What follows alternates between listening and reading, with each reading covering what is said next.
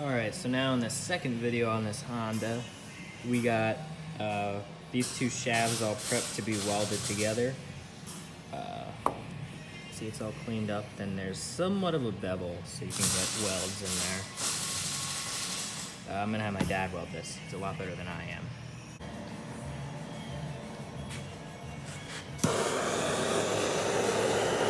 Eating thicker shaft up.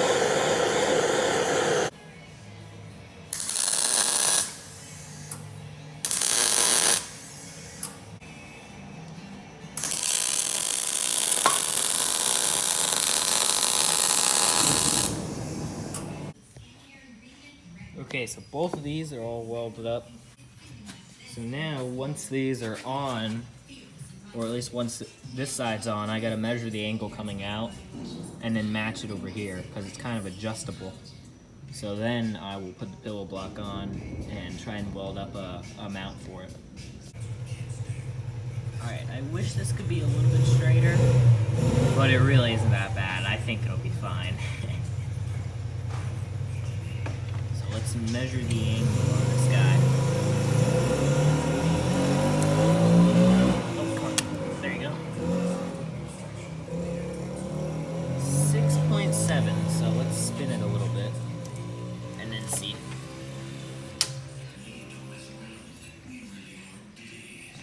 Oh. Does it move when it's... Alright, I gotta find the average. Okay, so I cut this one plate and I'm deciding to weld it in or just tack it and then test it, see if it works. I'll weld it right there and then over there. So that'll be the bearing support for the transmission. That way we don't have any clutch issues. Alright, so this guy's welded in, and when you push it, it's perfect. Okay, so here is the bracket that I've got to hold this side up. I gotta figure out how this is gonna go yet. But how this bracket works is I'll fill in that bend with a weld, and it comes up, supports that, and it welds right to this. This is what supports the steering. So it should be able to support this. So I just gotta make two of these. Okay, so to get these brackets perfectly lined up, what I'm gonna do is actually bolt it on that pillow block first. We'll drill these holes first.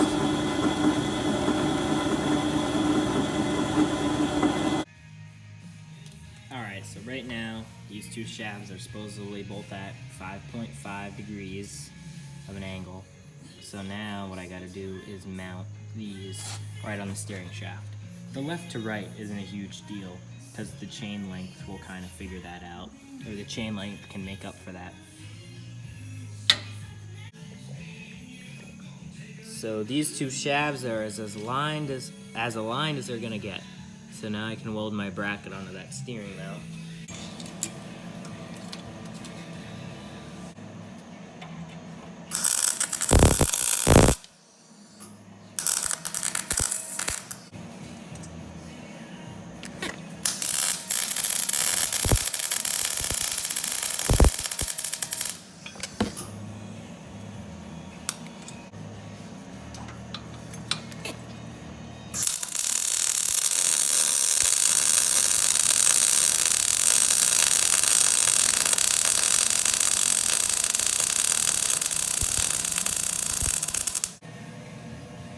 Alright, so this one's done. It's all welded on the bottom and the sides. I gotta go grab parts for that axle because the sprocket hub is too small that I got. And I need that big sprocket to line up the separate jack shaft. But this should be good and strong. I guess I'll grab a battery and see if the motor runs, make sure this is all good. This sprocket has to be in line with this sprocket. Chains can't bend or anything. So even before I have that part, I'll be able to notch my frame. Instead of having the axle sitting down there, like what I'd have to do, I'm gonna have it I'm gonna have this top rail still being here, but then I'm gonna cut out everything else, like kind of like right there. But then I'll brace it up a little bit. Alright, so I did a little bit of washing on this, pressure washed it. That's crazy, all that looks really new, really nice. I got this notched, so then once I get the part, one of those bigger hubs, I'll get this other axle set up, and I will be able to know how big I'll have to make this protective and structural thing to the sprocket. Okay, so right here, I got this other hub for the bigger sprocket, and what I had to do to mount this axle is at the bottom part of the frame I drilled a hole, and then I had to weld a tab on this other support, and then I'll have a spacer and a bolt for this guy. Alright, so right now I'm just getting this chain cut to the final length. That will really help me square off that axle for the second pillow block mount.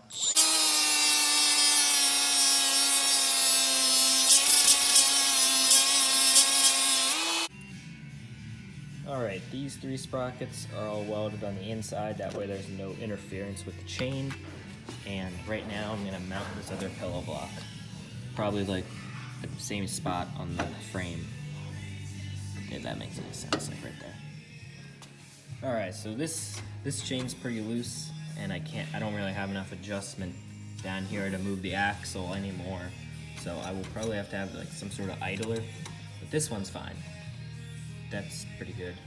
And then now I've got this other mount for the other pillow block. And then on this one, I'll just have a bunch of spacers coming up. Alright, so everything here is pretty much done. Now I just gotta get keyway. I don't know why I didn't get keyway, but I think what'll work is, where are those pieces? Cutting this like really, really thin with the bandsaw. Alright, so I cut these things out for keys, and they fit in right there pretty easily. Alright, so on these set screws that screw into the keyway into the shaft, I put a bunch of Loctite on there, because I know that they can back out. It happened on my other racing lawnmower. No, just leave it rolling. Alright, so now we're just going to test this out, start it up, and if everything goes fine, I'm going to hop on it and drive. Maybe it'll start up with throttle low. Whoa. That didn't look good, though. No, that's no good. Let's do it again, see what's happening with it.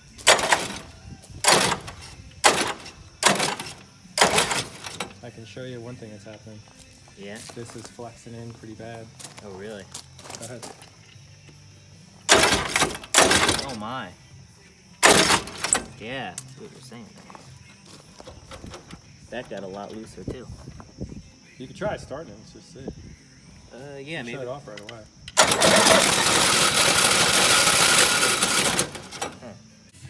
This whole axle became crooked in here. Alright, so a new theory on this is just because this frame bent so much, that's kind of why it looked crooked. So what I'm going to do is bend this frame back, and then I'll weld in a bunch of supports, and I'll put the axle in just how it normally is, and then I'll try it. Okay, so for some of my frame stiffening, what I'm going to do is cut out a piece of this 2x2 tube steel. That way it can kind of go over that chain sprocket.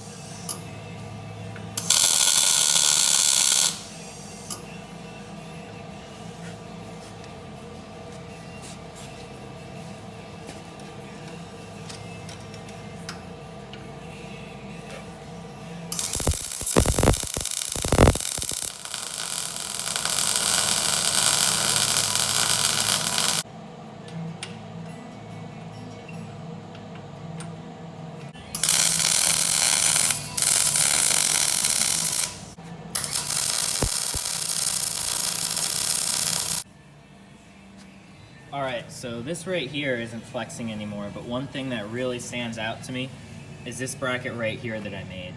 So what I think I'm gonna do is try and find a piece of metal to go from right there all the way to the other side of the frame. Alright, so some of this frame stiffening helped, like right there, and that little piece right there, but it still isn't great. I probably could do more, but just for a quick, like, testing to get these chains tight, we've got some casters. We are rolling.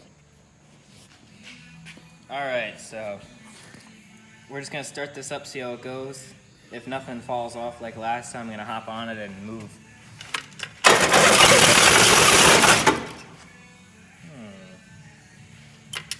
That didn't seem good.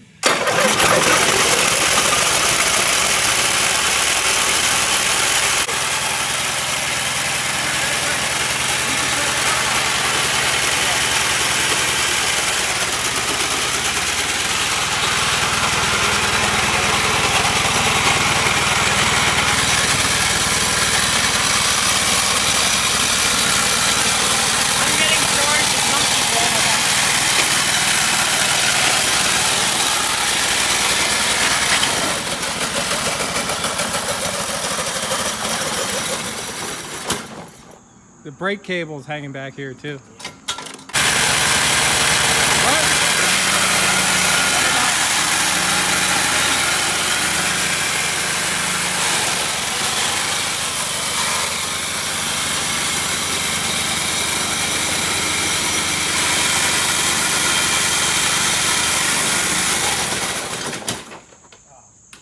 You might actually have to shift it. What? You might have to start out like low and shift it. Yeah, that's what I was doing.